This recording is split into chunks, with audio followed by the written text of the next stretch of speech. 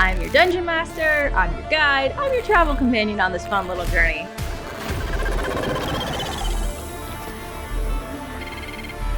I mean, I'm not the best at being subtle about it.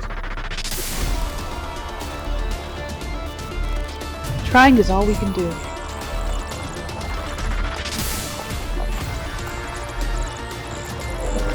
I do not do stealth. I do not do it. Kind of specialize in not being found. Welcome to Health Hits Experience! It's time to rumble. We're gonna get cooking here in this kitchen today. We are doing some character backstory. Backstories, back rubs. No, that's not. No, that's for after the stream. That's for after the stream. We are going to learn a little bit more about our characters today. I am very excited to share this experience with y'all. So today we are playing a game called Session Zero, and it is a fun independent game that I cannot find the author for, which is great and excellent. And I will have it on the screen of who this game is. And let's get rocking and rolling. So to play this game, we simply draw some cards. So I've been kind of shuffling these cards for the last 20 minutes. So hopefully they should be fairly shuffled. But everybody can pull 5. Used to you first. These are going to be. I don't know where We're you want supposed to make sure from. we get at least one of each of the suits. You can get one of each of the suits, but there's really no right or wrong answer to Okay. this. I've forgotten how many we get. Okay. It's just 5. We're answering questions. So what we are doing in take this what was that, session fine. is we are learning things about these characters. Unfortunately, I don't get to play. We are learning things about these characters, about their backstory, about insight into them. But I will also say that we're playing this a little loosey-goosey. We can kind of tailor the questions to better fit something that the character has, or we can just skip it. If someone doesn't want to play answer the question for secret reasons or whatever reasons, we'll have another question. So the goal you of should this, give like a tantalizing tease, though. yeah, I'd like to kind of know, but that's also for me personally. It's redacted. Redacted, that's the answer. So the goal of this game is to have everybody answer the same amount of questions. So that's the goal here. And then we are going to go around the circle. Does anybody want to start? I think Rob should start. You were talking about how much you had no idea what you were Come doing. on. Less than no idea. Yeah. All right. Okay, so are we going to talk a little bit about our characters for those who didn't watch the last episode? Or Yeah, at least give me the basic rundown. So the basic rundown, my character is a reskinned version of the changeling race from the D&D whatever source book that appears in. I think it's Eberron? I don't remember. Could be. I don't know. Anyways, so their shtick is that they can change appearance and take on the appearance of other individuals who are roughly the same size and shape. And so I was thinking quite a bit about how this would work in our little universe here, and I think that in a totalitarian dictatorship, that ability would probably be very, very contraband. like they would, you either are working as a spy for the totalitarian government, or you are lined up against the wall and executed. One of the two, for sure. Yeah, one of the two. So I kind of did my background thinking based on that. Okay. For whatever that's worth. Yeah. So that being said, we'll start with the 2 of diamonds. Okay. Which Do you I want drew. to read it out, or you want me to read it out? I can read it out. Okay. So the 2 of diamonds. Even the bravest of adventurers have fears. What is your greatest fear? What caused you to fear it? And how do you cope when faced with it? Clearly, the greatest fear would be being discovered as a member of this highly contraband type of peoples. Having that ability would be bad if it were discovered. So Only my closest associates know that I can even do this. No, we have no idea. We just think we have 5 different crewmates. That you never see in the same place at the same time. Anyone seen Greg? Yeah. So what caused you to fear it? Definitely the idea that dying or being conscripted, and how do I cope when faced with it? Hide it from everybody. Nobody can possibly know. If this secret were to get out, it would spell the end of my character. So I have a question. I feel like this is going to be this game is me asking a follow-up questions. Sure. How do you deal with contacts? So if you have a contact, do you pick like a persona to go with that contact? I think so. Okay. Yeah, I think that's probably how it works. There would be various different people that know me as one thing, but not as any of the others, and that would be how it goes. Yeah. So there's a bunch of little identities, some more fleshed out than others, probably. Aliases that have documentation to different degrees. Sure. Okay. And whatnot. Cool. So you're gonna have to come back to me with some of these aliases. I think. I'm glad your character's useful. All right. So we're gonna go in a circle here. So Robin, what do you got? What do you want to do? 6 of Hearts. 6 of Hearts. So there was a birth you remember with great happiness. Whose birth was especially meaningful to you? What do you remember most about them being born? Why are they so important to you? This is really in line with your character specifically. Sounds relevant. Yeah. So, as I mentioned before, Pearl was a nanny droid. And Pearl was bought many years ago by a very wealthy family who had a young daughter named Delilah. And they bought Pearl in preparation for Delilah. So Pearl was already there when Delilah was born. And so it's almost, in the most paternal sense, like that switch flipped. Like, this is the child that I have to protect no matter what. And so it's, to a nanny droid, it's essentially like, this is my life's purpose. This thing here, this is it. This is all that I live for. So it's a very primal thing, but it's a very powerful thing. So yeah, it's good stuff. Yeah, that question I think was especially. It was meant to tailored be. It was for in you. the cards. The cards, no. At this rate, we might pull more than 5 in our hands. All right, Cyrus, give me some. All right, so I have 2 spades. 2 of spades. You want to read it out? You want me to? Sure. Okay. You cannot let go of what you consider your greatest failure. What did you fail at? Who was affected by it? Why can't you let it go? Oh my God. Fits really well with the character. He considers his greatest failure to be that he could not save his people. Obviously, his planet was destroyed. Oh, His entire planet was destroyed by it. I'm sorry for your loss. Did he happen to live on Funksatani? No, this just happens a lot. Planets get destroyed a lot. But he can't let it go because literally, like, while there are still a few of his people left and a few of the people who live on that planet, the entire planet is destroyed. He can never return. He can never return to what he had. And because of his fear and because of his choices and everything, and because of what he perceives as his inability, it's all gone. He'll never be able to return home. Mm-hmm. Well, it seems like you can't let it go just because that's it. That's the backstory. Because that's butt cheeks, my guy. That sucks. Oh. All right. Yikes. Flux, what we got? So, I pulled the 4 of Hearts. Okay, you want to read it? So this one is, not all failures are ruinous. What failure did you learn something from? How did failing make you stronger? And do you remember it with fondness or embarrassment? So, Flux isn't from a particular planet as much as he's from like a meteor colony orbiting a dead star. And he wasn't really allowed to leave. The Zolarians weren't exactly very kind about that one.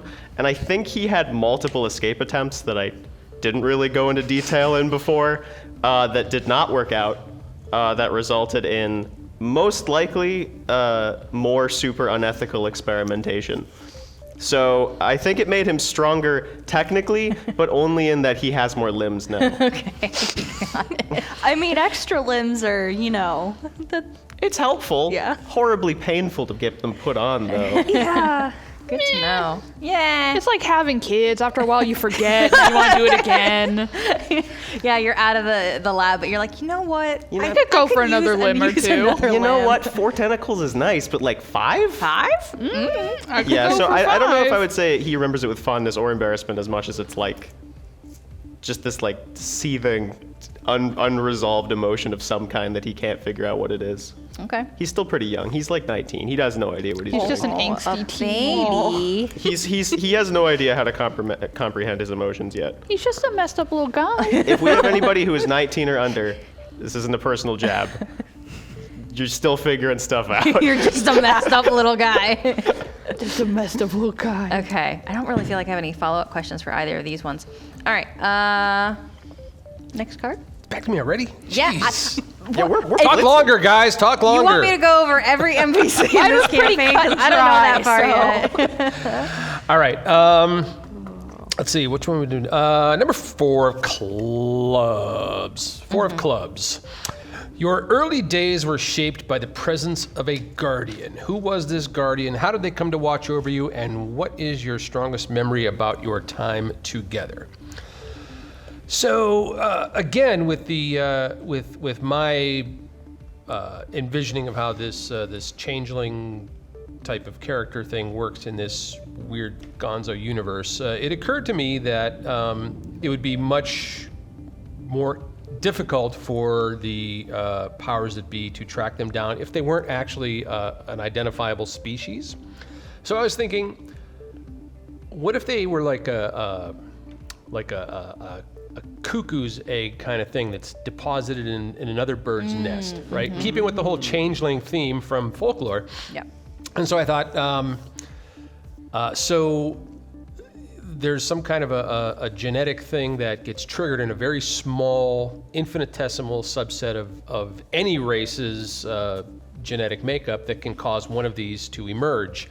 And then there's some kind of genetic memory type stuff that goes on. But in other words, they're born as a member of a different species, and then at some point they mature and turn into these changeling folks who can do these kinds of things. Does that mean their appearance changes too, based on what they were born from? Yes. There's Ooh, no fun. base default. So like one could be anything other than probably a nanny droid. I don't know. what Wow, everybody maybe. is. You That's could all theoretically I make heard. yourself look like one. I was gonna say. You could. But then you'd like You poke them and could. the metal would feel squishy, which would Squishy be metal, just be really yes. weird. Definitely That nanny Terminator droid's 2. really weird about being Just like, touched. ooh. I don't know. So, but anyway, so that's kind of how I figured this would work, and so the presence of the guardian would probably be the my character's birth parents, Okay. who were and you know, I was raised as their child because I was their child, up until at some point something triggered, and all of a sudden it's like, oh no, I'm of this totally different type of organism that just was raised here by these sort of Clark Kentish, only instead of flying, I can change into other people, I guess. Still pretty cool. Yeah. I'd probably take that over being bulletproof and stuff. I've gone this long and nobody has shot me, so it would have been wasted on me. Don't jinx it. Being bulletproof. Maybe I am bulletproof. Who knows? That's true. Might have been shot, didn't even feel it. Just crazy coincidence. So that would be the guardian figure would be my my birth parents on this world, Do I would say you that's it. still see them? No. Okay. No. Are they still alive? Because once you switch over like that, there's just like a break, like an awakening. Like this was all just fake, and this is not who or what I actually am. Oh, that's so sad. Yeah. That is kind of sad. Are they still alive? Yeah, sure, they're priced. Well, I don't know. They may have gotten Punxsutawney. Yeah, it depends So the answer is, I don't know. depends how long it's been. Even before the cataclysm, they probably would have been 50 by now. So. And those moons exploded. So Hey, some of them survived. Don't forget. some of them did that's escape. true. And the other thing is there are more than one planet. No, everything happened on that planet, That Brittany. planet. That was the planet. The planet. Okay, great, excellent. Robin, Pearl, excuse me. What do we got? 3 of spades. 3 of spades. Or is that a club? That's a club. That's a club. That's a club. Great. I'm a They're your ding clubs. dong. Okay, so this one I don't know is applicable to you, so we can kind of mold it to how you want. So the question is, regardless of what life brings, you will always have your sibling. How many siblings do you have? What is your relationship with them now that you've become an adventurer? How does this affected them? We can kind of like change If you it. want to be really technical, I have thousands of siblings. I know none of them. I know.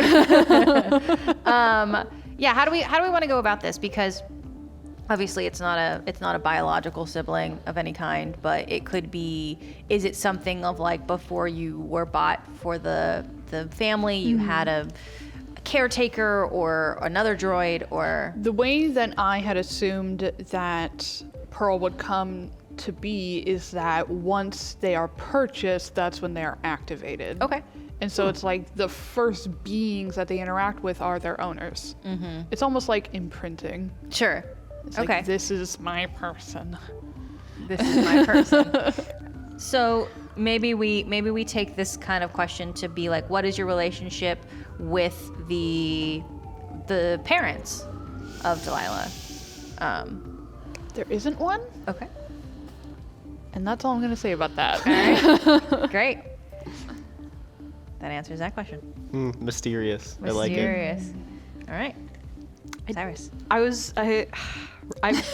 I read this ahead and I was really hoping I didn't get this card. It's the 4 of diamonds. Okay. We all have our secrets. What is your biggest secret? How long have you been keeping it? What would you do if it were found out? Okay, if we want it to just be asking you to reveal redacted. everything. Yes, it will be redacted. Okay, that's fine. We can answer the other questions of how long have you been keeping this secret? What would you do if it was found out? On a scale of 1 to 10, how big is this secret? This in his realm, it's 10. Okay. Big time. How long has he been keeping it? Probably since he first ended up in this system of planets. Okay. Yeah. And then what would you do if it were found out? Run, hide, create an entirely new identity. I can help you with that. I know a guy. I know I got pointers. I know a guy turns into some other guy. I am the guy. Okay. And would you say that this secret kind of like dictates a lot of your actions, your moves, or is it a background secret? It's always in the subconscious of everything. Like, he's very friendly with everyone because of this secret. Okay. So. Cool. What you got? So I got a similar situation where I'm like, man, I really don't want to reveal all of that. That's okay, but we can I redact pulled things. the Ace of Diamonds, which Okay. is more than anything, what is your greatest desire? What will it take to achieve it? And what would you give it up to see it realized? So Flux has a lot of secrets that he's not talking about because A, he's shy, so he just doesn't talk to people, and so people just don't really hear about it. But he's got a lot of connections with the Zalarian Empire and a lot of regrets related to them. And he has a few mistakes that he wants to sort of try to fix, try to undo. It's hard to explain how without revealing much detail. But I will say that if I have to go with like the next step down, one of the other desires that he has is that he idolizes Demarion, who was that guy who was in the SEALs and was the first person to start selling them out from the inside. Absolutely wants to be like him. But that's sort of a whole rabbit hole that I'd be going down. So the gist is he hates the Zalarians. he wants to fix something related to them, and realistically, he kind of just wants to get rid of them. But I think that's a generally shared desire, so Right. Sure. it's deeper than that. I just don't want to give it all away. That's okay. We are capable of redacting. Not a problem. So let me ask you this though: if we're talking just like general goal is to just eliminate Solarians, like that's not something you hide, obviously. What are the steps that you actively take to do So, this is one of those things where he hasn't done it because it would require a colossal effort on his part, because he would have to gather many people, technology that can fight against some very inhospitable places, and also he'd have to rally a lot of people that probably don't want to be rallied. So it's a very difficult, ambitious goal that doesn't seem achievable. So it's more of a dream of like one day. Yeah, and Okay. I think to see it realized, like what would you give up to see it realized, is one of those things where it's like, realistically, if this was something that happened, most likely you don't walk out of that alive, or if you do, you get thrown in jail forever. So, So he's aware of that though, and that's yeah, okay. building up to that point. Okay. So self-sacrifice is on the table. Got it. Good. You ever met a 19-year-old? That is, well, I don't They know. just want to watch the world A burn. lot of 19-year-olds are really there for themselves. So True. Pros I and guess cons. it depends on the type. yeah. Okay. All right. We are flying through these. We might have to pull 5 more after the break. Or we could just start playing. I don't know. I didn't bring any dice. I don't have have any. extras. I have so many extras. We're ready. All right, Brittany, let's go. I gotta call Do you Colorado. know how pretty these dice are? I gotta call him up on the phone. Okay. What do we got? All right. Excuse me. Didn't mean to cough in everybody's ear. My next one is the King of Diamonds. Nobody's perfect. What is the biggest lie you ever told? Who did you tell it to, and why did you do it? That one doesn't really fit because Heironymous Bibble's entire existence has been nothing but constant, unceasing lies. Whether it's keeping the secret of his nature from everybody, to the countless cons and scams that he has spent his life running. He has just been lie upon lie upon lie upon deceit upon deceit. So really the question would be, what's the biggest truth you ever told? And that would, of course, be when he revealed what he was to the rest of the crew. Which we have yet to Which do. we have yet to do, but that will at some point happen or will have happened. Yeah. So I do want to ask though this: if we're going in the line of like biggest lie, so what's the biggest con? Pick a con and he's run We them, talking you know. a bank heist? No, not so much bank heist. It's more setting people up, gaining their confidence, fleecing them. Everything from the Nigerian prince to the stolen violin, all the classic cons in our world adapted for space. As well as long cons, everything. I mean, that's his background. He is a con artist, Okay. a reformed, repentant con artist who has given up that for a life of piracy, apparently. Which is better. Which is better. For sure. Obviously better. As opposed to cheating people out of their money, we kill them so they don't have to worry about it. Well, we only kill the ones that deserve it. I feel like too the thing Robin with Hood. piracy is it's about the like flamboyance and the spectacle, because we're talking about piracy being part of the broadcast. Like the reason you're a pirate is to do the big job to get on the broadcast so people see you and know you're notorious. We're swashbucklers. Yes. There's kind of a difference between the swashbuckler and the pirate, and we're more on the flamboyance We end. do Yeah. it for the attention. Do it for the attention, which is very different than a con where you're like doing it for But the also we get result. money. Specifically, avoiding attention. Yes, yes. So you're, like a 180. The easiest way for you to hide is to be in everybody's public eye. At all times. They'll never suspect They'll it. never suspect a thing, which I like a lot. Okay, all right, Robin, you're next. 10 of diamonds. 10 of diamonds. All right, let me get my mouse back. Diamonds are all the hard questions. They are. They really are. The pen or the sword? Do you use words or actions to fight? In your mind, why is that the more effective option? Do you ever waver in your choice? No, I don't waver because it's not in my programming. However, it greatly depends on the situation. Pearl is equipped to try and convince before violence is gone because, you know, mostly she's in charge of kids. Yeah. And so it's like you got to be like, okay, now let's think about this. But if you came to a situation where violence was brought forth immediately, there's no second thoughts. Pearl is going to defend this child. Okay. So I feel like we're kind of in this kind of bit of what the programming is. You know, what's the optimal goal to take care of a child. Yeah. So okay, cool. So you're not against violence. Are you equipped to do anything other Yes. than defend? Yes. Please. There is a rapier built into Pearl's arm. So if need be, it's essentially like her hand just kind of like contracts and like a sword comes out. So she does have that. She is also equipped with a magic crystal in the middle of her face.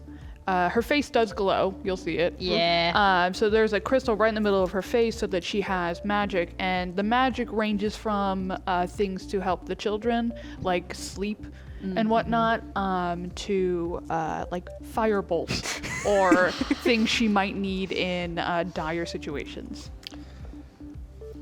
I love her. They all say, spare the rapier, spoil the child. It's defense of the child, not stabbing the child. Listen here, you little. I'm imagining Firebolt's literally just like a blowtorch, where it's like, Who wants to roast marshmallows? Every defense can also be used as a fun toy. Basically, Fantastic. yeah. Like I specifically took stuff like prestidigitation, just That's such as a like fun just fun spell. stuff for the kids. Like we'll tell stories and there'll be sparkles and all this stuff while we do it. Yeah, I love that. I love Pearl. I mean, I love everybody here, but Pearl specifically She's a sweet baby. has a lot of fun depth that we get to discover together. I'm glad the scary robot lady's on our side. She's not scary. She's cute. Well, actually, She's kind of freaking me out. technically speaking, they're a they, but they accept every pronoun because it's like that servant mindset where it's like whatever you'd like to do to me is fine. I am a robot at your command. Yeah. Yeah. Is there a preference? Is there something They did when Pearl was designed, they were designed to be more feminine, almost to like make the children more comfortable. So they look more delicate than they actually are, just because, you know, kids, it's like, oh, scary robot. Like, no, it's fun. Look at all the flower patterns. Some kids might be into Transformers. I mean, yeah, some, but this was specifically for a little girl. So they're like, give me the pretty one. True. Like, True. That's fair. I like it. All right, Cyrus, what we got?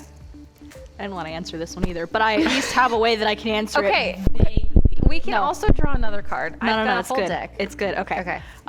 It's the Seven of Diamonds. It's just one thing. If you could change one thing about yourself, what would it be? Why? And how would this change affect your life? probably whatever he's lying about. Like, I don't know. Wild guess. In the vaguest terms possible, if he could change one thing, he would change what he perceives as bravery and his ability to stand up in the situations that he was in and not allowing what went on to go on as long as it did. Because he perceives that as why everything happened the way it did.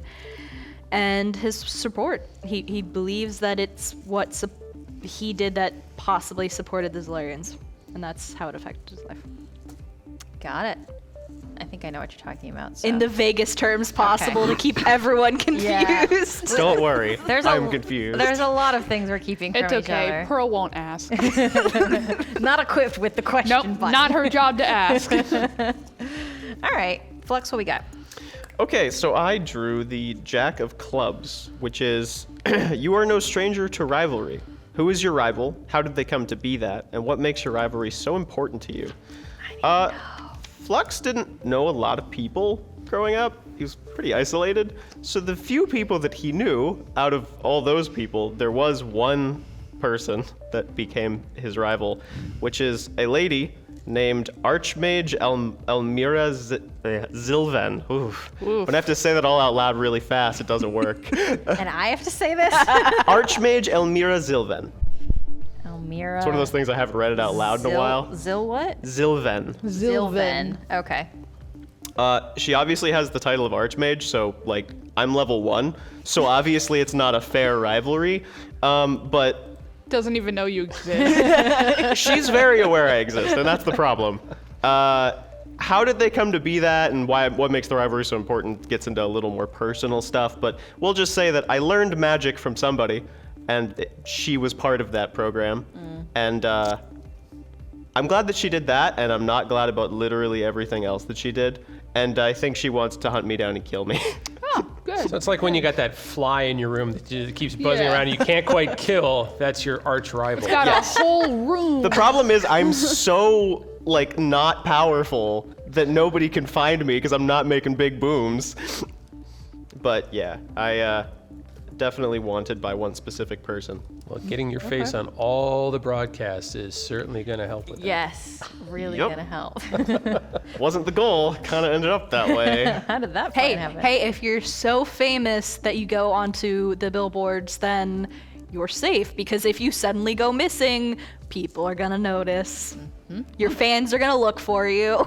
That's the whole point. It's the whole point. Yep. I'm glad somebody understands what I'm trying to do Yeah, here. she's a rival for many reasons, one of them being intellectual. Okay, cool. All right. What you picking? 7 of Spades. Your mentor met with an unfortunate end. Who were they? What did they teach you? And how did they die?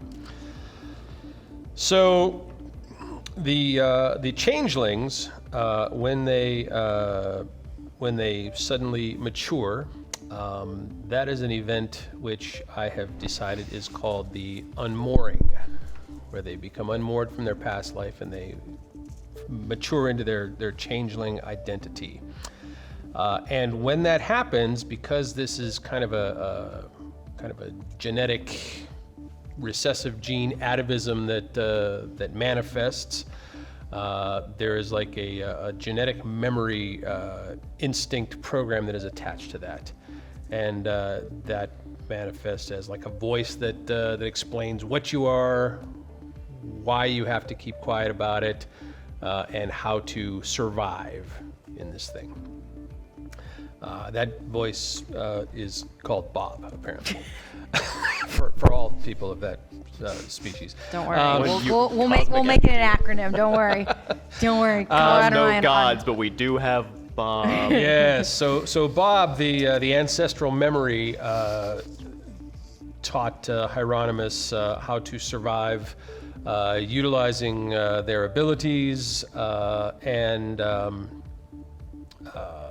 how to best make their way in the world.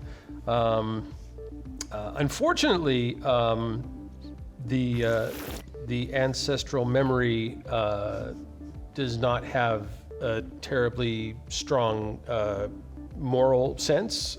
It is literally just a survival mechanism and is rather sociopathic. But again, going back to the Clark Kent type of situation, the people that I was born to did in fact have a very strong moral sense, and so Heironymous was torn between those things. And when they came into conflict, Heironymous made the choice to put aside the voice of Bob and instead stick to that moral code that he learned before his unmooring. What's our next question for Pearl? Queen of Clubs, because I'm not a dummy. You got it this time. Queen of Clubs is at one time an authority figure had a great effect on you. Who were they? Where did you encounter them? What about this encounter has stayed with you over time?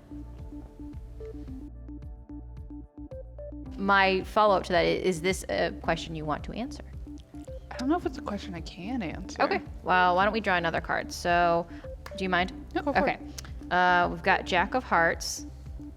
Well, on the road, you have a memory that keeps your spirit up during tough times. What is your happiest memory? When did it take place? What about it makes you stay with you? What about it makes it stay with you through the years? That I feel like is a little more applicable. That would be the memory. So with Delilah's parents being wealthy, like noble people, they're always off doing this or doing that, and so the majority of Delilah's childhood was spent with Pearl. So it's almost in the sense it's like Pearl was more of a mother to her than her parents were. And there's one very specific memory of it was Delilah's birthday. She was turning 8, and her parents were off doing whatever, and they had promised her that they would be there, and of course they weren't again. And Pearl, unfortunately, does not get paid. They don't get money for doing this. You are owned, you are property. And so Pearl didn't have any money to buy Delilah a present, but fortunately Pearl is equipped with some tools. So she decided to make Delilah a dress that she really wanted, and then also made a matching one for her favorite bear. And just the look on Delilah's face when she was twirling in this dress is something that will be with her for forever. Yeah, tears. So sad. It's beautiful, just like the most beautiful, like bright little girl that you can possibly imagine. That's Delilah. Sad noises. Great, excellent. That memory keeps you going. Yeah. All right. Cyrus, you want to follow that up with something also heartbreaking? I'm ready. It's another diamond, so unfortunately, it's not the Queen of Diamonds. That would be fun. Yeah. But it's the Jack of Diamond. Everyone has their reasons. Why did you take up the life of adventure? Was it a hard decision? What did you leave behind when you left? More vague answers. Why did you take up the life of adventure? To stay alive. Was it a hard decision? No, because he likes to be alive. And then what did he leave behind? He left behind safety and security and the possibility of living a good life, or at least he views living a good life in this world, in this galaxy, I guess. You just keep getting questions that make like the answer less and less.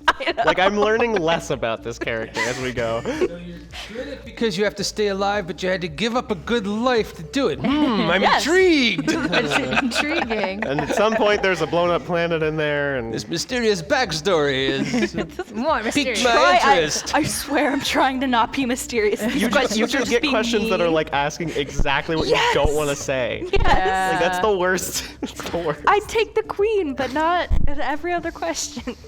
Oh wow. Well, Do you have we'll- anything else to say? We'll try to find you some good cards in the next round. No, that's pretty much it. Have fun questioning everything. Yeah. All right. What do you got? So the one that I pulled was 8 of Diamonds, Okay. which is head in the clouds or feet on the ground.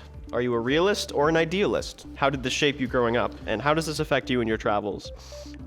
Flux is painfully a realist, like too much, because he wasn't really allowed to explore any form of creativity at all. Every time he tried to, it was unfortunately shut down very fast.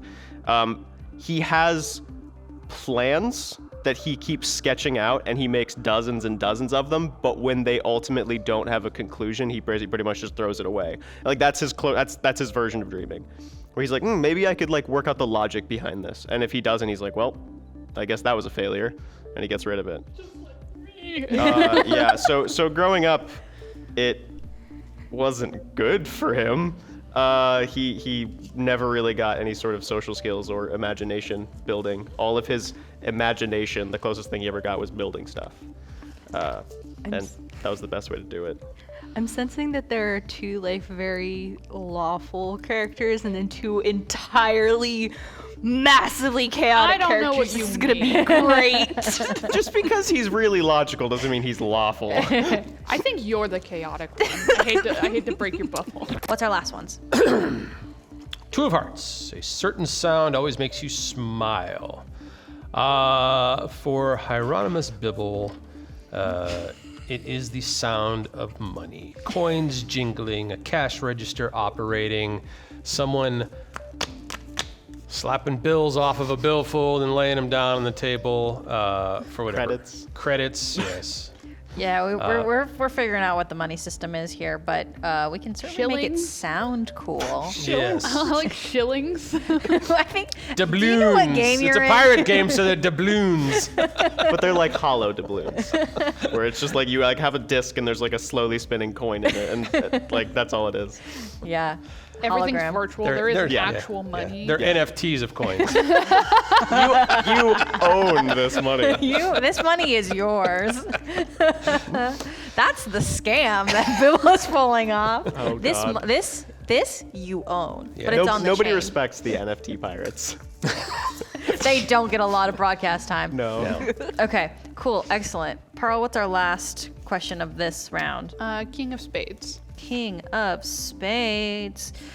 Inaction is not without its consequences. What didn't you do that needed to be done? Why couldn't you act when you needed to? What were the consequences of your inaction? Redacted. All of it. All Sorry. of it. Do you want me to draw you any other one? Yeah. All right. 10 of Hearts. Birthdays are a cause of great celebration. Describe your most memorable birthday. What birthday was it? What makes it so memorable?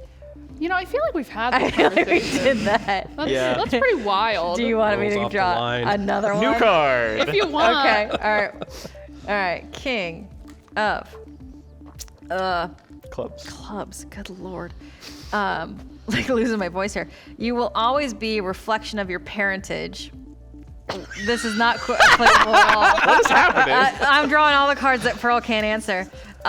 Let's. The universe doesn't want any more information about Pearl. It's fine. Okay, let me retool this one. So I think if we've talked about turning on the nanny droid and imprinting on the people, what imprinting of the parents and of Delilah like affected any of your just day to day, your operations, your like way that you say certain things or do certain things? Like what affects you that makes you the P.E.A.R.L nanny droid different than any of the other ones? So generally speaking, when it comes to these nanny droids, especially since they're so like Warforged in general in this world are just kind of like, you're obsolete, get out of here. They're not supposed to develop these feelings, but they, them has been with, or had been with that family for like nearly a decade. And over time, it's almost like something when they were made, like it was just not quite right. And over time, you could tell that there was a bit of like favoritism, a bit of animosity, like all these things that she shouldn't be able to do. And it kind of started to cause a little bit of a ruckus, just a little bit, which inevitably, through a long series of events, led to her being where she is now. Is there any quirks? Pearl has issues remembering everything. When you look at them, there's a big crack in the side of their head. Like there's this gnarly looking damage. And so generally speaking, when Pearl is asked about their past, you'll see them kind of like, and then go back to like as if they didn't hear your question at all. It's like a little, how can I help you? So that's Like it. I like it. What's wrong, Ian? You are my personal project. Oh no. Careful. We're developing some things. All right, cool, excellent. Cyrus, what is our last question from this hand? It's going to be partially redacted. It's the three of spades. Better to have loved and lost. Who is your lost loved? Well, God- Why were they lost to you? Do you still love them? I swear that he does have a lot of backstory that's not redacted. Every single one of these questions, though, specifically happened during the redacted period. Hey, Cyrus, did you lose something that you don't want to talk about? Let's talk about it. Did you lose something you cared about? How about this? Okay, let me ask this. Before I draw infinite cards, how much of Question you can't answer and just answer it. Most of this he can. He just can't say like he met this individual during the redacted period. Right. I have a question about a childhood best friend. Is that on the table, off the table? That's on the table. Okay, let's do this question. Okay. You will always remember your childhood best friend. How did you come to be friends? What is your favorite memory together? How do you keep in touch now? Can you keep in touch now? How did he meet his childhood best friend?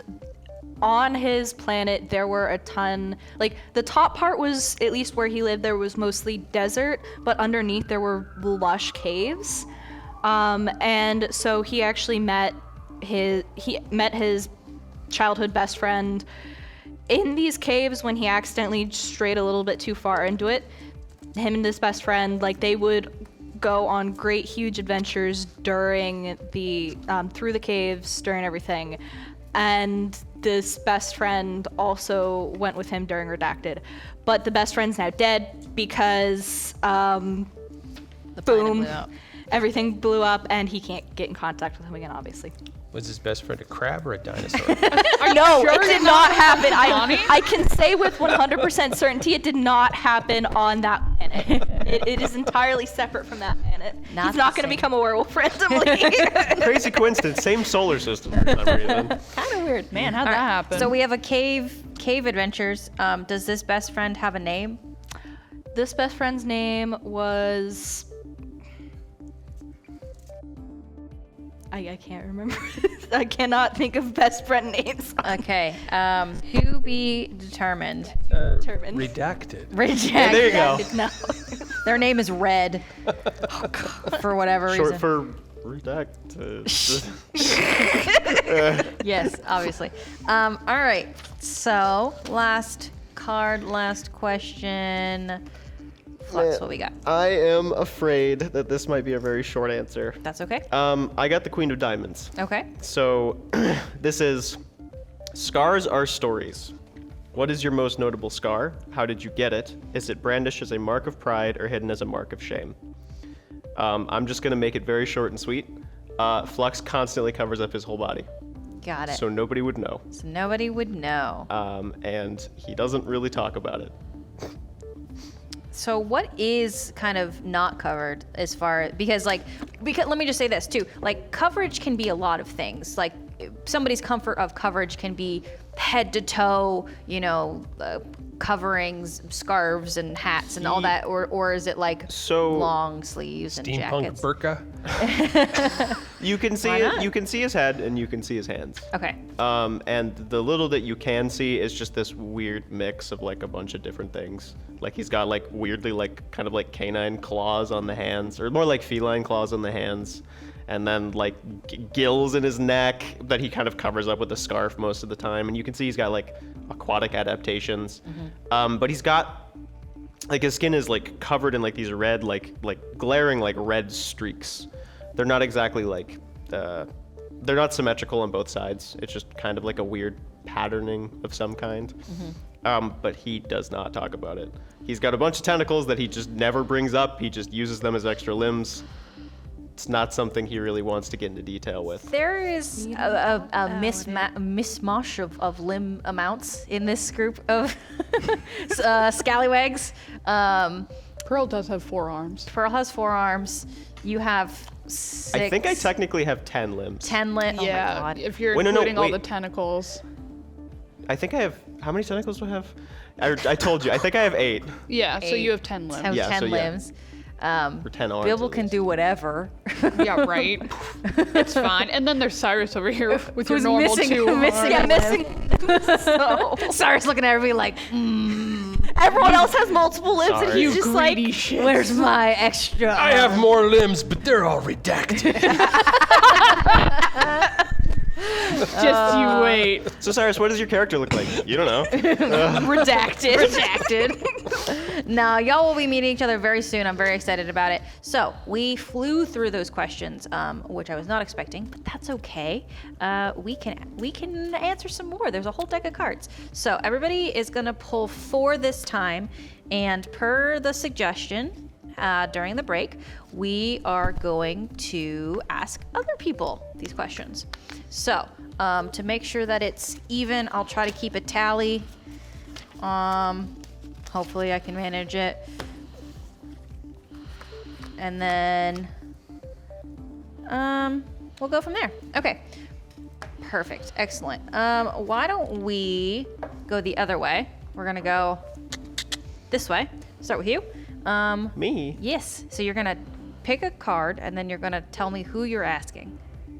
Okay, so I pick a card and then I ask somebody else. Yes. Okay, got it. Okay, so I got the 5 of diamonds, which Okay. is old habits die hard.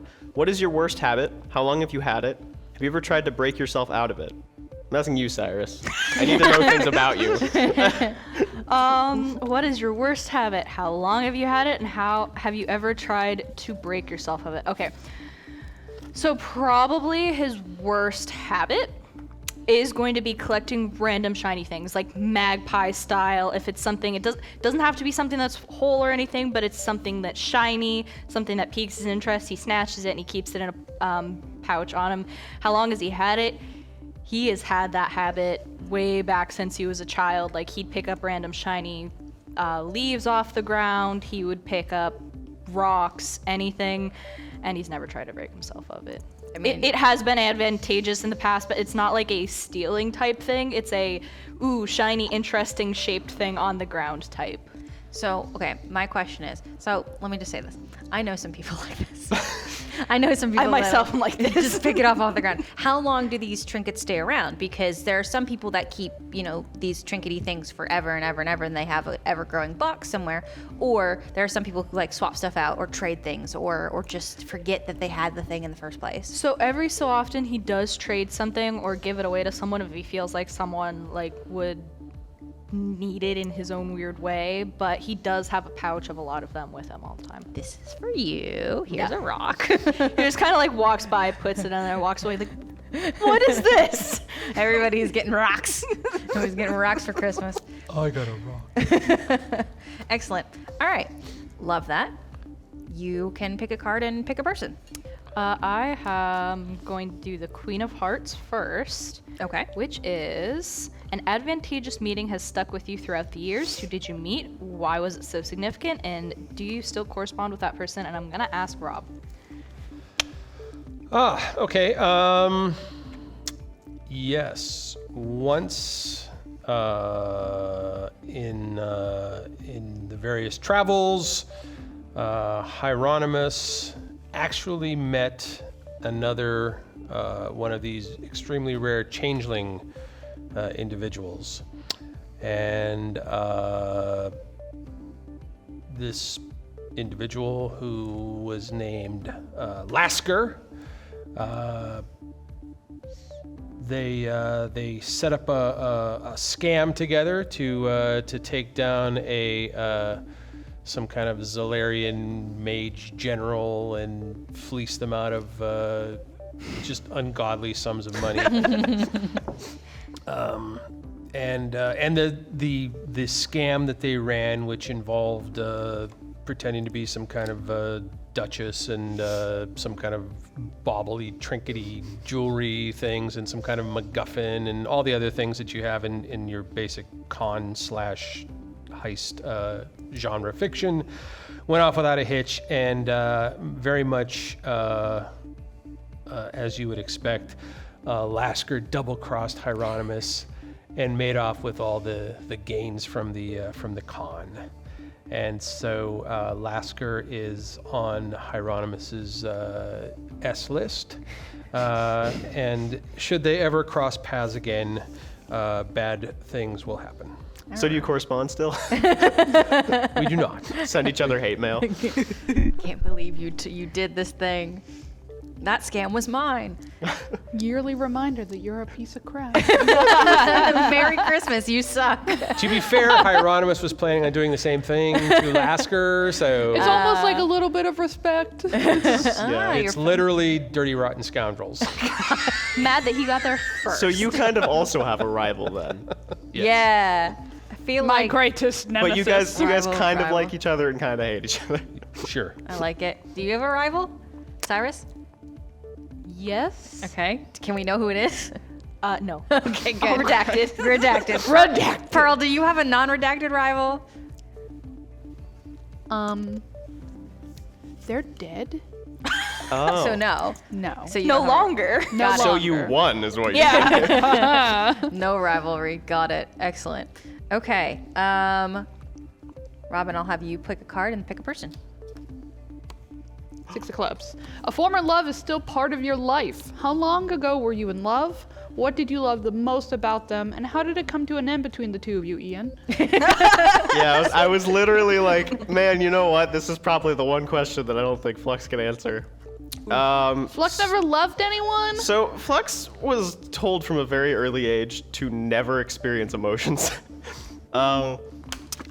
So his experience with that is limited at best. I think the closest thing he had is this sense of camaraderie with other intellectual types. But because we're here and I never thought of it before, I'm gonna say yeah, he probably had somebody that he was into a while ago. Realistically, it was probably pretty recent because he's pretty young still, so all the stuff that happened was relatively recently. But it was somebody else who was in a situation like him. It was another person who was being kept against their will in a facility and having... Is it the same one or a different one? This is a different person. Well, facility. Oh yeah, same facility. Same facility. Got it. Oh yeah, no, he's never been in other facilities. Well, I didn't, like breaking out if he Yeah. went somewhere else. Just wanted No, to know. Right? the same one that he was in. Okay. And it was probably, unfortunately, it was one of those things where they never really talked. It was more of a distant admiration, Yeah. appreciation of the way that she was always so resilient and generally caused a lot of problems, and he never really had the heart to. So it probably came to end between the two of them when Flux left. I must leave Unfortunately, you behind, my love. one of his regrets, I imagine. So, yeah.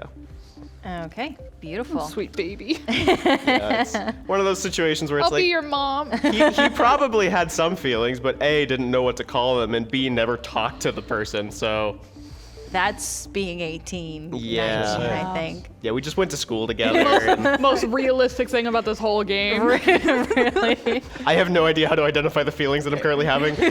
What are this? Okay. Do you want to ask Robin this question, or are we skipping someone else? The question. Oh, you I have. was gonna ask. Perfect. Okay. Great. Yeah, Then I want elsewhere. to make sure that I'm staying on this tally. Great. What do you got? All right, so I got the 7 of hearts. Okay. And I am going to ask this of Cyrus because I figure we need to fill up time, and Liz can probably talk for half an hour about her childhood pet. How did it come to be your companion? Or are they still your pet? All right. Aw, poor little redacted. How'd you get so covered in redacted? Okay, so yes, he did have a childhood pet. He actually found it out while exploring the caves. It was it was kind like a semi-revered species. Semi-revered. So is it a species. crab? It is not. It was a semi-revered species. Is it a shark wolf? But it's like a snake-like, almost snake-like or dragon-like creature with iridescent scales that also had iridescent wings that could fly short distances. But they were very small, this big, and they have big heads. They're kind of adorable. I love And came to be a companion because he found him. He was laying down, still kind of like, I guess, a hatchling. His wing was a little bit smaller, so Cyrus took him home, nursed him to health, and then kept with him. Is not still his pet, though, because his planet's destroyed. His planet did blow up. Didn't find a way to sneak him away, huh? No. No, unfortunately not. But you know, as we've learned, things survive planets being blown up. It's true. It's true. That is Okay. I think it's my turn again. It is your turn again. All right, so I pulled the 10 of clubs. Almost said spades because you guys have just been confusing me on that one. They look similar, very similar. They're both round. Ish. So, the 10 of clubs. You have fond memories of a former classmate. How long were you classmates? What about them helped shape your days before adventuring, and what became of them? See, that's an interesting one because your school blew up. Yes. I don't think you went to school, and I don't think. Well, you had a normal life. All right, Rob, tell me about them. I did have a very normal life. Even before the unmooring happens and they come into awareness of their nature, there is an instinct within them that from the time they're born that drives them to attain a level of mediocrity. Only ever be average. Try to simply blend in. Do not stand out. Do not make yourself in any way, shape, or form suspicious. And it's not on any kind of a conscious level, but it is just ingrained from the time that they are born to not stand out from the crowd, to be a completely average member of whatever species it is you're born into. And so growing up, Heironymous was painfully average in every way, shape, and form. But his friend in school, Dweezil, no relation. Classic boys Best name name. I've ever heard. No relation to the famed Zappa offspring, was in fact the star athlete on the school's gravity ball team, and by always staying in Dweezil's shadow, Heironymous was therefore able to maintain that type of thing. Dweezil went on to become a famed leader of the resistance. Unfortunately, the Zolarians captured him and threw him in some kind of a prison somewhere. So we don't know just what happened to him after that. All right. Poor Dweezil. Poor Dweezil. Dweezil. I loved watching him, like when he was playing Gravity Ball. He like, was really something. He to was see. on the Solarian Space Panthers. Wait, shark werewolves. The were sharks. Let's go sharks. were sharks. Good, Kick excellent. those crabs' ass. We got to get off that planet because there's so many other ones. Our minds are stuck on that I planet. know. I made y'all We're build just so it fond and of then it. blew it up. Okay, cool. Next question. 9 of clubs. A mentor or teacher helped shape your childhood. What did they teach you? How long were you under their tutelage? And what is the most valuable lesson you learned from them? All right. Flux. What was the number on this one again? 9 of clubs. 9 of clubs. It's just easier when I read it. I apologize. So, I actually kind of talked about this one already. When I talked about like having a rival, but I had a teacher, actually kind of a bunch of different teachers, but they were all led by this archmage, Elmira Zilven, and my relationship.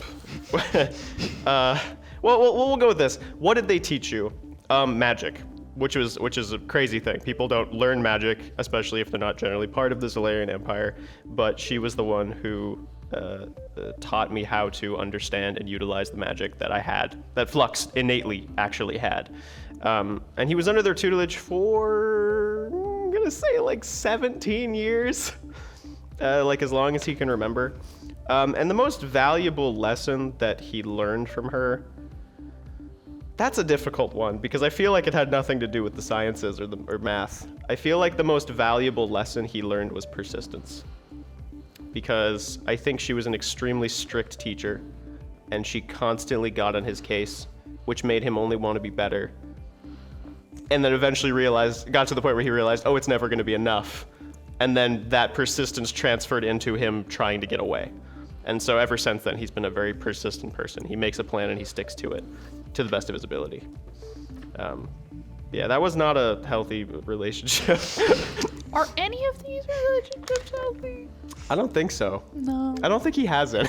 Let me just say this. I mean, for like any of us, honestly. Let me just say this. We're supposed to be making a comedy show. It's gonna be great. The best comedy comes from tragedy. Yeah, I it's love fine. me some dark humor. It's gonna be dark.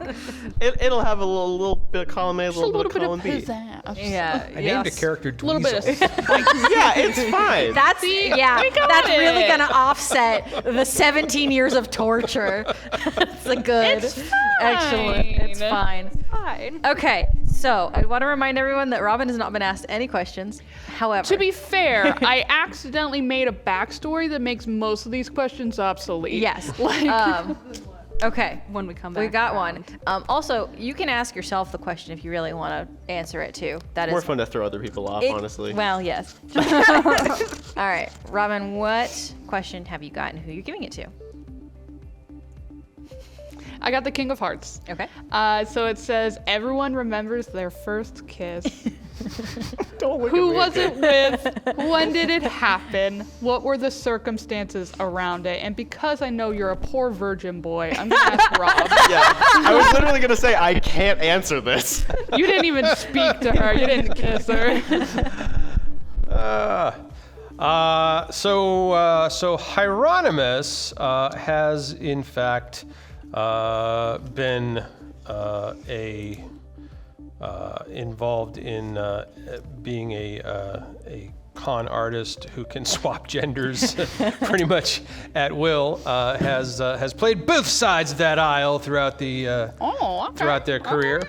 But where was this one called? This was the It was King King of of Hearts. Hearts. Let me look it up here so I can. So yeah, we would say that was probably on their first solo con, and it was a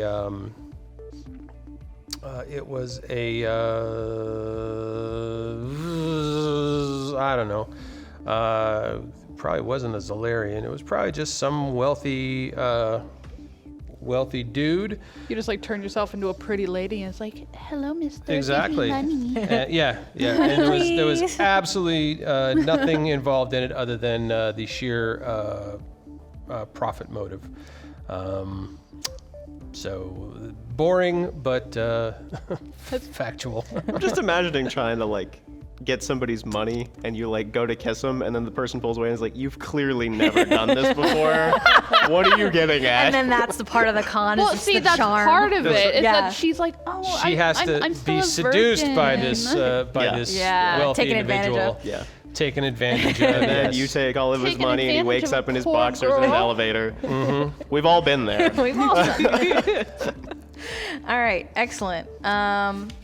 So I believe that means that Rob, you have a question. To All right, ask. cool. Then I have a question for Pearl. Oh my god. Yes. And this is the Ace of Clubs. A powerful entity once made itself known to you. What circumstances led to this meeting? Who was the entity? And what did this meeting entail? Shit, hold on. Well, because God's not real in this No. world. So I can't just be like, To be God fair- came down to me. And To be fair, no gods does not mean no powerful creatures like Archfey true. and demons. Space Archfey. Yeah, space Archfey and Space space demons. You don't want to go to space hell. That's It's just way a worse. singular planet. It's just a black hole. Shove them in there. So after Redacted happened, The incident TM. the incident, I'm imagining a house on fire. I don't know why.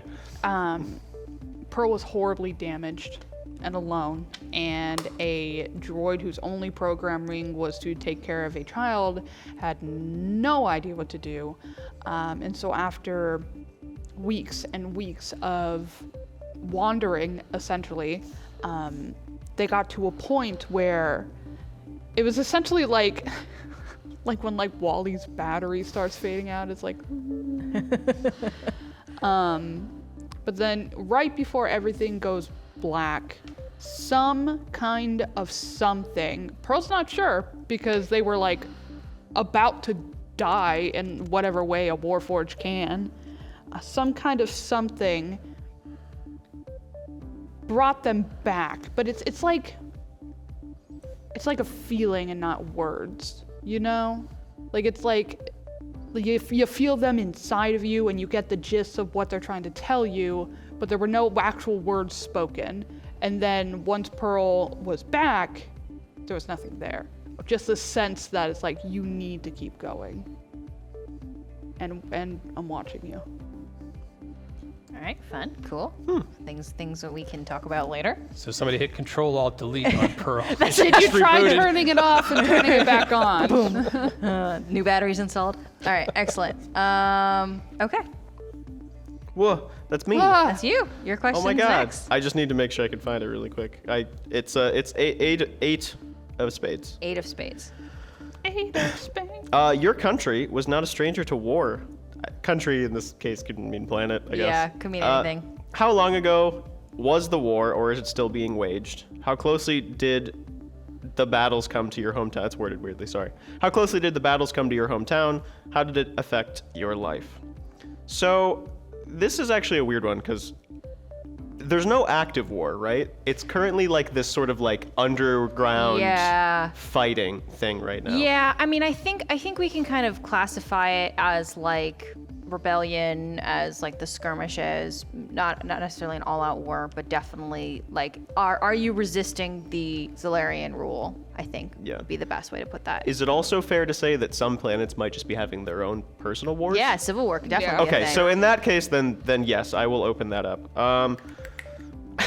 Plus, there's always ash scrapers, right? Yeah, there's always the awful scavengers. I want to know about Screw Pearl's those planet. guys. So Pearl's hey, Pearl. planet. So part of the reason why Pearl was programmed the way that they are is because there are constant skirmishes. Because the families in the area from where she got bought were Zalarian. And so there's a lot of hate towards them, even though maybe these families specifically aren't the ones that are doing bad things, but you know, racism. Well, it's classism, I think. Classism, Yeah. whatever it is. Those rich people buying up robots. So Pearl's programming was designed for her to be able to protect Delilah no matter what happens. Like, if some man busts down our door, you got it. Like, get him. Go get him. Yeah. Go get them, sweetie. So that was just kind of part of the job. Like, is what it is. Generally speaking, the area they were in was safer because they were aware of these problems. They tried to keep that part of the city kind of more secure, but you never know what's going to slip through the cracks. Yeah. So it's kind of like an ongoing Yeah. little set of skirmishes specifically on this planet every once in a while. Yeah. That makes sense. Cool. You were so quick on, like, I asked and you were like, got it. I've got this one. I have more lore, and I'm excited. I'm glad I I'm got making that. it up as I go. That is the nature of the game. Okay. What next question we got? This is also going to Pearl. Sorry. Hey. Gotta make up for the loss. Yeah. Now we're pretty even. I hope this isn't redacted, but it is the 9 of Hearts. Everyone has their tales of triumph. What story from your pre-adventuring days are you most proud of? Why do you still tell it? Tales of Triumph. Well, before Pearl's adventuring days, the biggest thing she had to do was like save Delilah from a wereshark. You made it to that planet? They're around. They're around. Yeah, I know. They get- Weirdly, weresharks are on like dozens of planets. Actually, yeah, well, like and then genetically you know part the of the planet. migration period. You know how it is, but some rich person smuggled them in. Yeah. A problem And now because it was they're pregnant. everywhere. And now they're everywhere. Yeah, see, you get it. Invasive species. But The planet exploded and they just scattered on like meteors, and populated Like spores. panspermia.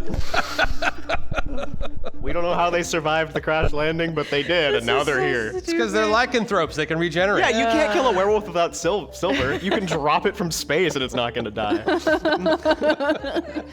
screw the whole burning into the atmosphere thing. They regenerate.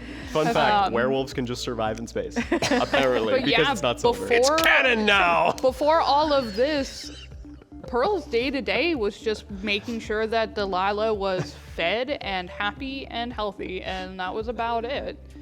So we're saying the proudest triumph tale is fighting a were-shark? Yes. Okay, got it. Packing I'm Delilah's imagining lunch. you suplexing it. Just I tried take taking it, her go to back. the I tried taking her to the beach once. It came up on her, and Pearl's just like Eat. yoinked it. Oh my god. I imagine Pearl probably doesn't actually have that high of strength because she's a wizard, but I'm just imagining her being able to pick up thousands of pounds and just throwing Well, it. the one that she got Delilah from was only like this big. Oh, it was like a okay. baby one. She just like chucked it like a football. yeah, just like. She's very Spirals through the air. precise. Someone should write a really annoying song about baby were-sharks. Oh god, it's even worse. No. Okay. All right. Pearl is not programmed with singing. Actually, I took the entertainer background, so Oh, there you go. Oh no. All right. Good. Excellent. The pirate that tried to write the baby were-shark song got shot immediately. Like back of the head, like We no can't do ceremony this. about it. executioner style. All right. I believe that means you have a question, Robin. Me? Yeah, to ask You. someone else. What you got? 5 of hearts, Okay. and that is your hometown was famous for a great festival. What was the festival celebrating, and what kind of festivities were there, and how did this shape you growing up, Cyrus? My hometown is dead. Well, it wasn't at one point. They had to have festivals. His particular hometown was famous for the festival of the Sun Snake, which they don't believe it's a god, but a creature. They believe that a creature came from space, and it looked like a giant version of the pet snakes that they have on there now, and created his race. So they worship him. They don't know if it's like they descended from him or what, but they worship it. They celebrate the sun. They celebrate the daytime. They live on like a more desert area. So, and this shaped him because like he learned to love the creatures on the world because something created it, and then they also like just care for everything. They were very like hippie place for the celerity. Hey, that sounds like a good festival. I think we should visit. Aw, Ian. Yes, too I would also soon. love to visit. Okay. Were those creatures only on that planet? Who knows? They came from space. Yeah, they came from space, so Just like the were-sharks. that is also why he has scales, though. Ah, I see. That's their connection is the scales. Got it. Cool. I love that. All right. What we got? So this one is going to Flux, and it is the 9 of diamonds, a chink in the armor. What is your greatest weakness? Has it always been that way? And what do you do to compensate for the weakness? He asks, not planning on ever needing to know this in the future. Redacted. What is your greatest weakness? Well, I have an AC of 14. I will also say that could be like emotional. I'm very weak to bullets. Higher AC than I do. Oh god. Greatest weakness. I mean, it's probably some kind of emotional thing, so I have to think about it for a moment. I mean, I already talked a little bit about the fact that he's not good with his emotions, and I think one of the ways that manifests is that when he feels them, he has no idea how to control them, And whenever he gets into like a funk, it's not good. It just lasts way too long because he has no idea how to get out of it. So it's one of those things where he tries to build a project and he works on it for weeks and then it fails. And then you just don't find him for like another few weeks. He's just probably eating Doritos and watching YouTube. He's just not doing it well. Not having a good time. And I think the way that he probably compensates for it is like this endless cycle of projects where he keeps working on stuff, and if it doesn't work, he just works on something else. He's like, oh, well, that didn't work, so I'm gonna make something else to fix that. And then it's this endless, like, it's logic that doesn't work, and where he's trying to put logic into the emotional area, kind of just ignoring the right brain. Trying to put the square into the circle. Yeah, it's just not working. I would say he tries to compensate, and it just doesn't work. He has undiagnosed depression. My note says, depressed? I tell you what, depressed people are some of the funniest people you'll meet. Another weakness, though, I think, like just sort of going with that, is that he's really, really bad at talking to people. Just the worst. He's really bad with making friends. He's not very charismatic. Dumpstat. Yeah. Well, I Sometimes. purposefully gave him a low charisma. Not a dump, on purpose. Okay, Yeah. so I believe this is our last round of questions, and we have evened everybody out. So, if you ask someone a question, that person cannot be asked any more questions. So, what do we got? Oh, let's see here. I got a 5 of spades. Okay. Oh, that's an immediately sad title. Yes. Death steals from all of us. Oh, man. What family member did death take from you? When did it happen, and what were the circumstances surrounding the death? I can't ask Cyrus because he won't tell me. Pearl probably won't tell you either. Pearl doesn't have family. You cannot answer it yourself. I mean, you could if you wanted to, but we talked a little bit about family. I mean, I could answer it myself, but I don't think it would be a very satisfying answer. Redacted. Oh, okay. Would you answer it if I questioned it to you? No. Okay. So I You just are needed to make correct. sure. You are 100 correct. Yeah, I guess I'll ask Heironymous here. Who'd death take from you, buddy? Family member? I mean, not literally, but his birth family functionally all died when he underwent the unmooring, and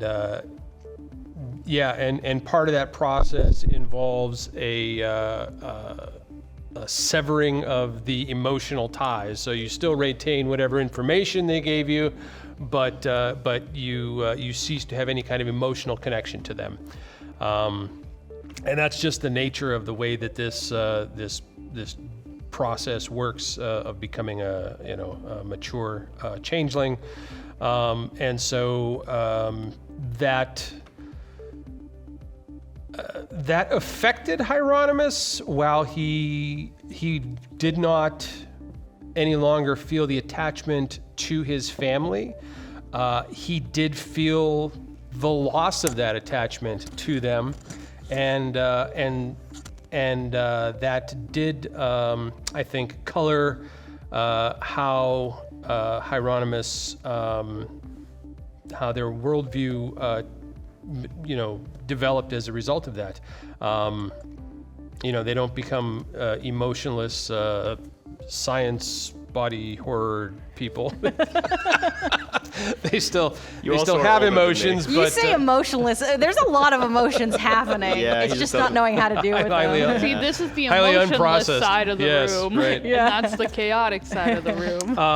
So I think that losing their family in that manner did in fact, for whatever reason, stick with Heironymous, which I don't think is the norm when people undergo this process. So something was slightly different there, perhaps that sets him apart from others of his ilk, of their ilk. I gotta remember Hieronymous's pronouns. As far as I can understand, pronouns on this side of the table are any. And then pronouns on this side of the table are he, him. I meant to have Flux be he, them. He, Or them. he, they. No, Which one is it? T-Tech? Anyways, the point is, I'm bad at it, but I'm working on it. That's okay. So yeah. Okay, He's cool. kind of too much of a monster to not. I will also say, Take too, care we're in about space. Gender is Yeah. alien. It's whatever we want it to be, because they're aliens.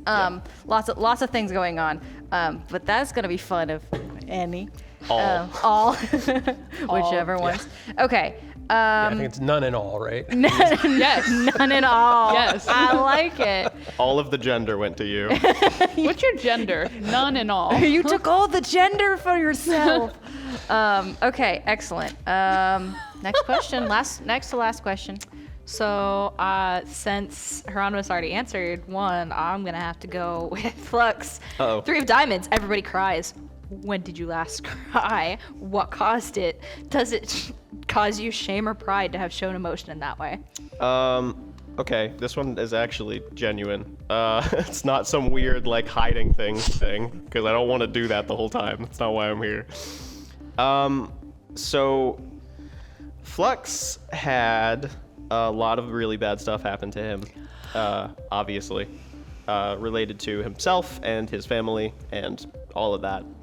And I think the last time he cried probably had to do with the fact that he's very young and he got away from everything else. And then when he finally stopped moving, like when he finally stopped running, he realized that he had nothing left. Like just one of those situations where it's like you're better off, but you have no connections. Mm-hmm. And I think he recognized that he's like, I'm not connected to my family. I'm not connected even to these people that were awful to me. To the woman I love. The one girl that I didn't even know her name. He did, but that's not relevant right now. And I think it was just one of those things where it was just a very genuine like, oh, my eyes are leaking. Oh God, oh, what's happening? Why am I feeling all these things at once? And I think it was probably something where he just, I don't know. I don't think there was any shame or pride involved. It was just sad. It was just sadness. So sad. So We're sad. such sad babies. Comedy show. Good entertainment. Hey, I'm gonna have connections when the show starts, so I'm not gonna be like, oh, I'm lonely. It'll be like, oh, new pirate friends. New pirate friends. Pirate friends. These guys are great. I mean, they kill people Mom? sometimes, but they're great. It's all good. All right, cool. So we've got 2 people left to ask questions to. You can either ask yourself or you can ask Cyrus. Hey, Cyrus. A natural disaster took something from you. The planet blowing up. Unnatural disaster, probably. What type of disaster was it? What was lost to you? And is it likely to happen again? The last one, I think we all know the answer to. They put it back together, just like blow it up again. It's fine. Every planet Cyrus goes to. I'm seeing a pattern here. Are you blowing up the planets? No, okay. So natural disaster needs to be small scale. Yeah, no, it wasn't it wasn't natural That's what happened true. to his planet, That's true. so That's that true. would not fit. The natural disaster. Can I offer something? Yes. Maybe something took your pet snake. Oh no! Wait, we already That's know the why he planet's didn't blown come. up. We don't mess with pets here. The planet's blown I'm up. pretty sure the pet died and the planet exploded. You don't know that. X card, Brittany. The planet blew up, but the snake Where's survived. my X card? All right, fine. Not. Jesus Christ. Save me from It's this like group if of you're people. in a video game and it wants you to kill a dog, you burn that video game. God, okay, done. Okay, I don't know what question that was, and I only remember like the first part of it. So. Spades, 4 Four spades. spades. 4 of spades. Okay. A natural disaster took something from him. So I will start up. When Redacted was over and he was finally somewhere else, there was a natural disaster that struck the town he was staying at, and it was a volcanic eruption, or I guess like whatever volcanic eruption in space would be. It happened. It's not a planet, it's still a volcanic eruption. The space itself had a mini It volcano. could be like molten or something. No. Yeah, true. That's technically Sure. what lava is anyway. Moon rock. Technically. Well, But anyways. it was a volcanic eruption, and it happened shortly after he had healed his leg, and he was actually using a peg leg at the time. Pirate. It's no longer a peg Pirate leg. theme. He lost what was like his first connections after his planet being destroyed. And is it likely to happen again? I mean, there are a lot of planets, there are a lot of natural disasters, but he never returned to that. Like, he kind of just skedaddled out of there, and the last he saw the entire side, because it was a cliffside, the entire cliffside was wiped out by lava, so. Trauma. He's a happy dude, I swear. I'm gonna open up in a stand-up comedy routine. You find yourself in a comedy club. Good lord. Okay. Everybody in the club is just dead. These jokes are not very funny. Okay. All right. What's our last question? Our last question, which must of necessity go to Pearl, is the Six of Spades. Even the closest of friendships is not safe from death. Who did you lose? How did you know them? And could you have prevented their death? I know it's kind of in redacted territory, but I'm just trying to decide if Pearl would have actually been able to have friends. You know, it could. Pearl's not supposed to have emotions. I'm going to say that Pearl befriended a squirrel. They started, you know, just like watching Delilah in the backyard, and a squirrel kept coming around the house. And it was the first sense of companionship outside of this child that Pearl had ever like experienced. And so it was like, that was like the beginning of them noticing they're having feelings, and they're like, And then the dad shot it. oh, Because it's a squirrel and it kept like getting into the gutters and Right. stuff. And so it was like, also Pearl's, while it's on a very small scale, their first sense of loss. And so they're like, it's like, so you know how when kids are really young, they have very big reactions to things? Even though it's like, what? All they did was give you the wrong color cup, like you're fine. But to them, because their life has been so short, it's like the worst thing that's ever happened to them. And so even though Pearl never outwardly reacted to it because A, no facial features, but B, she really couldn't because that would have been bad. It was a very deep, like what? okay. The squirrel's name was Jeff. I'm glad that there's squirrels in space. Yes. Yeah, absolutely, 100%. Invasive species. They got brought to other planets. It's just made this whole thing just feel like a group therapy session. Welcome to D&D, You know, baby. it's funny because like I make these characters that have horrible relationships with their like families and stuff. I love my family. They're great. Yeah. They didn't torture me and graft extra limbs onto me at all. I have no extra limbs. Can't you see? Okay, so that is all the questions for this session. Thank you for sharing your characters with me. Thank you for sharing some backstory with me. And for sharing it with our audience. I'm very excited to see where we go. We are having an opportunity next session to learn how everybody became a crew. And he comes to you and says he has the crew already. His name is Leftwich Ringo.